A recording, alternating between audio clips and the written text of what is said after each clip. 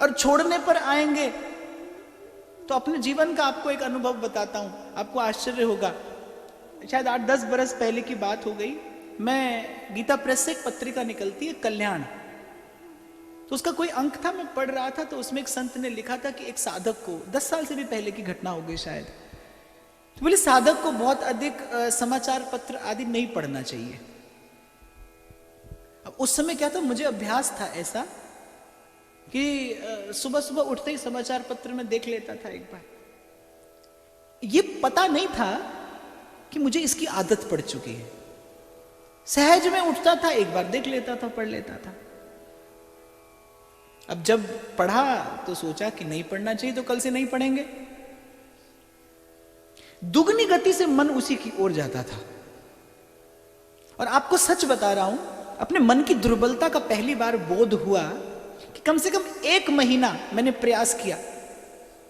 12-1 बजे तक प्रयास करता था, नहीं पढ़ूंगा नहीं पढ़ूंगा, फिर आते जाते ऐसे देख लेता था, ऐसे देख लेता था, फिर शाम तक तो उठाकर पढ़ ही लेता था। तो जब पढ़ लेता था तब तो सुबह केवल 10 मिनट पढ़ता था, और जब नहीं पढ़ने की बात की तो दिन भर समाचार पत्र के आसपास ही मन घूमता रहा। और 1 महीने के बाद अपने मन की इस दुर्बलता का बोध हुआ।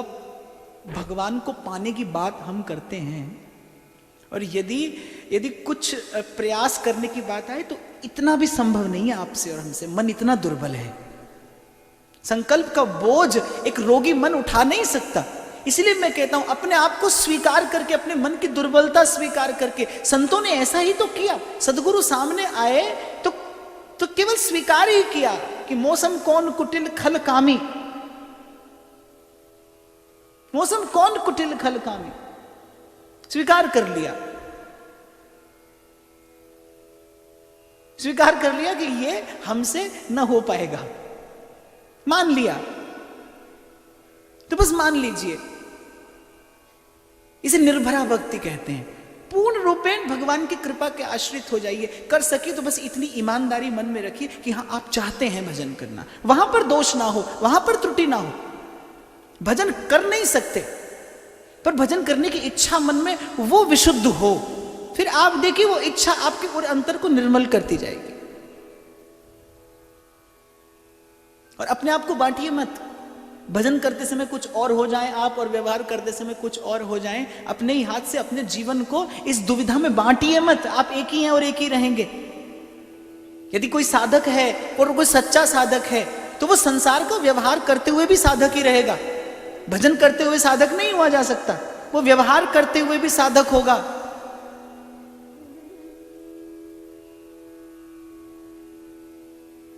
मन की एक यही तो सबसे बड़ी विशेषता है कि ये एक है और 2 जगह पर लग नहीं सकता, एक ही जगह लगता है।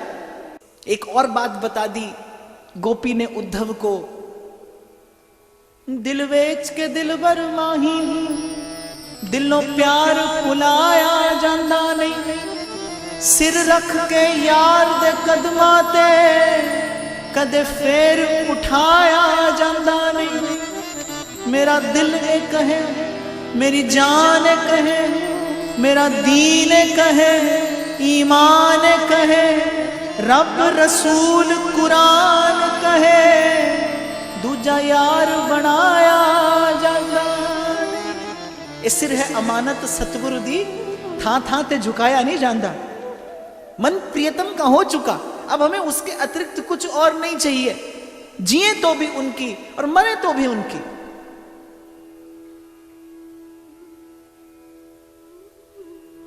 निवेदन था तो बस इतना ही तो था। आज उन्होंने हमारा उपहास उड़ाने के लिए तुम्हें भेज दिया। विनती की थी तो उनके चरणों में केवल इतनी ही तो की थी। वो पावा वास्ता वे कली छड़ जावी ना, पावा वास्ता वे कली छड़ जावी ना, वे हासा मैनू किधरे जग दा बनावी ना। मैं तमर केरी, मैं तमर केरी, रहना मैया तेरी, दुआ ना कोई होर मंगदी। मैं नित खैर मंगा सोने आवे तेरी, दुआ ना कोई होर मंगदी। मिले आते मिल गई खुदाई वे, तू मिले आते मिल गई खुदाई वे हाथ जोड़ आखा पावी ना जुदाई वे, हाथ जोड़ आखा पावी ना जुदाई वे। मैं ता मर के भी रहना मैया तेरी,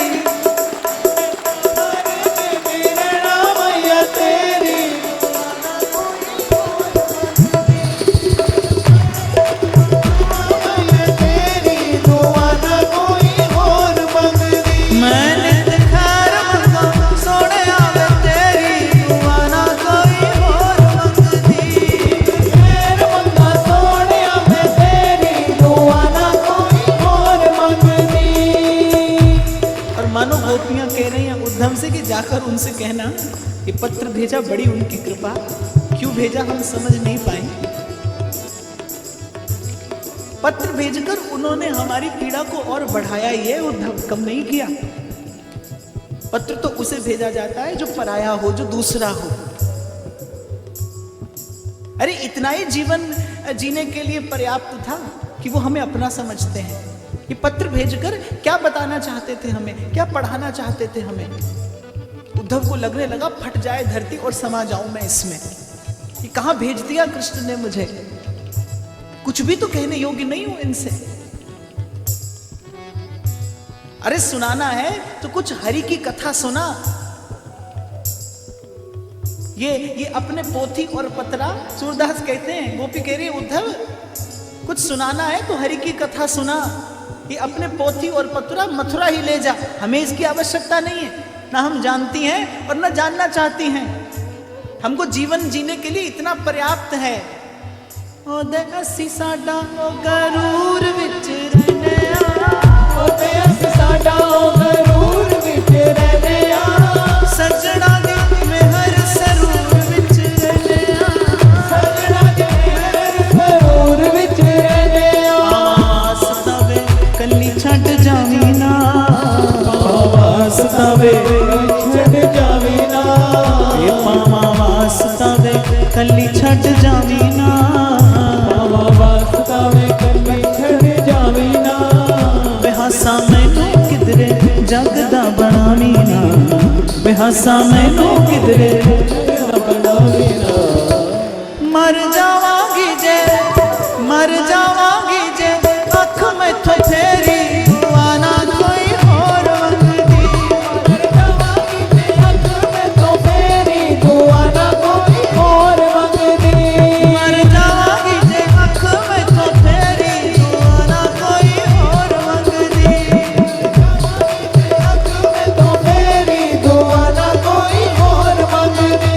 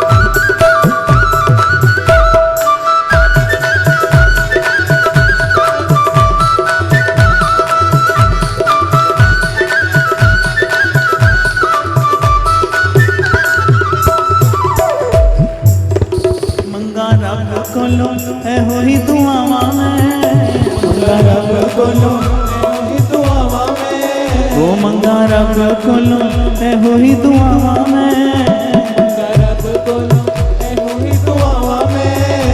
अल्लाह करे तेरी आई मर जावा मैं, अल्लाह करे तेरी आई मर जावा मैं। मैं तमर के वीर रणा मैया तेरी दुआना कोई और मंगदी, मैं तमर के वीर रणा मैया तेरी दुआना कोई और मंगदी, ओ मैं तमर के वीर रणा मैया तेरी दुआना कोई और मंगदी, मैं तमर के वीर रणा मैया तेरी दुआना कोई और मंगदी।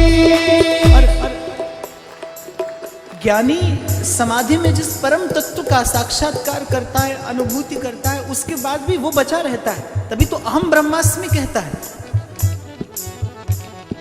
वहां समर्पण है, यहां पर विसर्जन है। उद्धव अनुभव कर रहे कितने पग आगे हैं ये गोपियां, कितने पग आगे। ये जहां है वहां की कल्पना भी नहीं कर सकता था मैं उस श्रेष्ठ बुद्धि से जहां ये पहुंची हैं, जहां ये पहुंची हैं। अनुभव किया उद्धव ने कि ठीक की तो कह रही हैं। ऐसे कोई बिरहणी कहती है प्रीतम को पतियां लिखूं, जो प्रीतम होए परदेश, दूर हो तो लिखूं, किससे कहूं। यहां रोम रोम श्याम है, कृष्ण हमारे और हम कृष्ण की, कौन कहे और कौन सुने। उद्धव को अनुभव हुआ पहली बार ये ब्रज की महिमा है। क्यों श्री कृष्ण ने कहा था उद्धव मोए ब्रज बिसरत नाही, वो जमुना को शीतल कगरो वो कुंजन की छाही, उद्धव मोए ब्रज बिसरत नाही। यही तो वो स्थान है यहां केवल केवल और केवल एक ही भाव, एक ही विचार, एक ही वृत्ति, पर एक ही भाव में प्रवृत्ति,